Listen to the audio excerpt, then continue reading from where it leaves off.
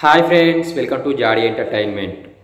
కాంగ్రెస్ ప్రభుత్వం ప్రవేశపెట్టినటువంటి 6 గ్యారంటీలకు అప్లికేషన్ చేసుకునేటప్పుడు రైతు బంధు ఇప్పటికే వచ్చేవాళ్ళు, పెన్షన్ ఇప్పటికే వచ్చేవాళ్ళు ఎవరైతే ఉంటారో సో వాళ్ళు మళ్ళీ ఈ రైతు భరోసాకు పెన్షన్కు అప్లికేషన్ చేసుకోవాలా వద్దా అనేటటువంటి డౌట్ అయితే చాలామందికి ఉండటం జరిగింది.